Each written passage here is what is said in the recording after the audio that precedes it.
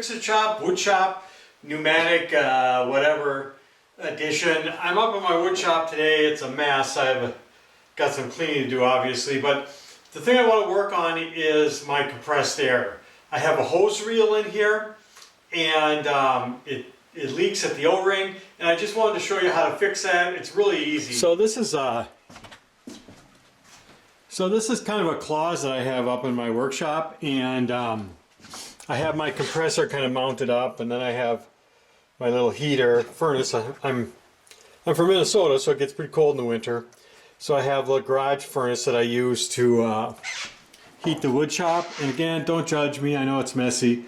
But so I've got this compressor, and I have the compressor, the air comes out, goes into this, has kind of a drip area for water to go into, a main shutoff right there, and then it comes up to a regular, then it goes up, kind of comes up there, and yeah, don't judge me on that piping there, but that goes down into the main garage, and down in the main garage is a hose reel down there, and so here's the hose reel for up here in the shop, right? And the problem I'm having is that the air compressor is running a lot, and because I like to leave in live air because it's kind of a luxury to just kind of walk up to air and have it, but whatever. But if it leaks, then the compressor is running all the time, right? And this is kind of my Frankenstein compressor. It's a Sears compressor from the 80s, and then the head is actually from my dad's shop compressor he bought early 70s or whatever, because my compressor blew up. But enough about me. So what I'm gonna do is there's an O-ring in here, and we're gonna take that out, but here, let me show you it leaking. So if I take some soapy water and squirt it on there,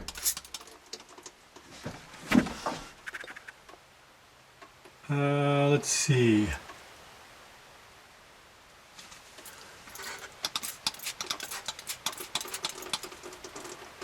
Can you see the bubbles there forming down here? It's not too bad right now. Here, let's see if we can.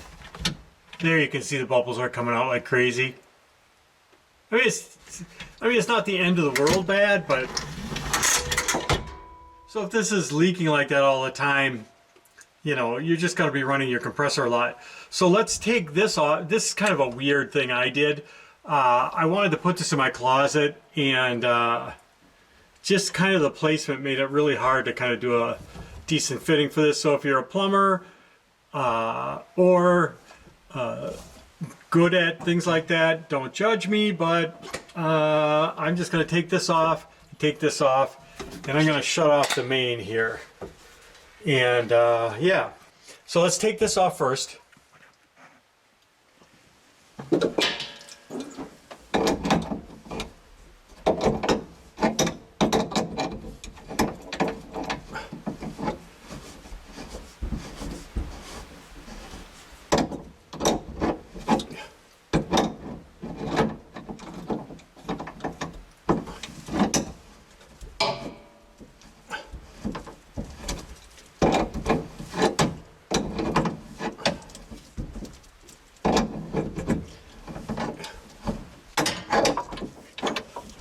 Okay, so now that's loose in there, and then just gonna spin this out.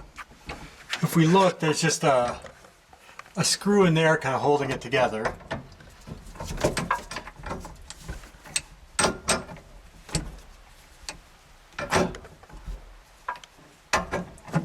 Okay, now we got that out, right? And there we can see it's just a snap ring, so we'll get that snap ring off there. So here we have the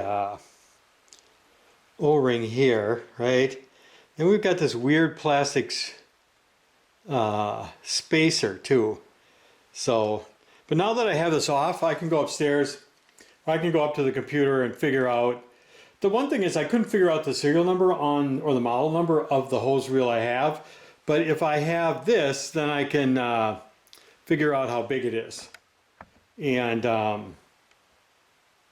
Yeah, it doesn't look like these are, well, these look like a little bit worn.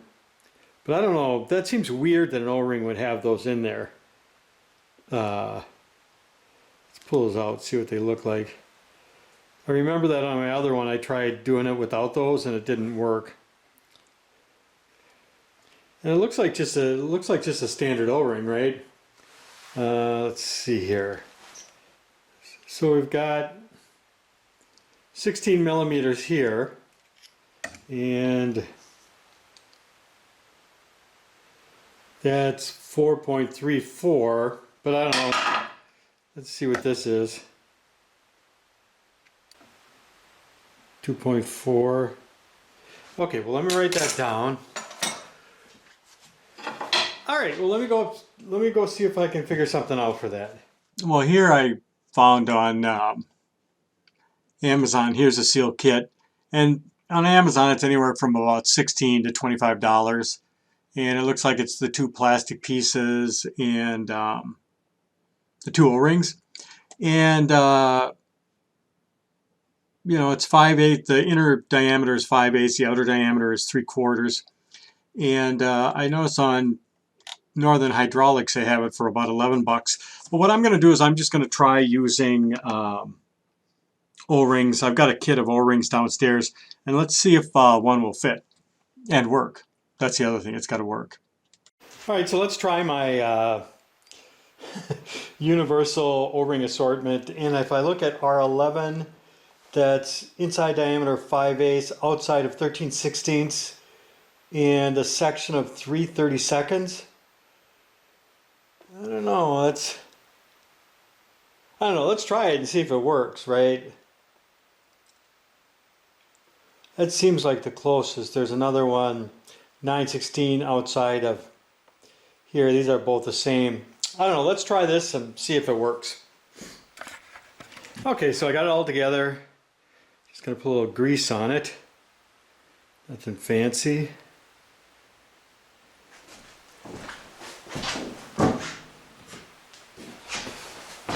And we'll try sticking it in there. Okay, so I put the snap ring back on, put it back on here. Feels nice on there. Let's try.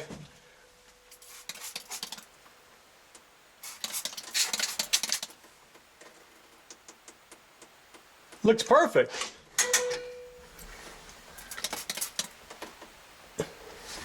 Looks perfect.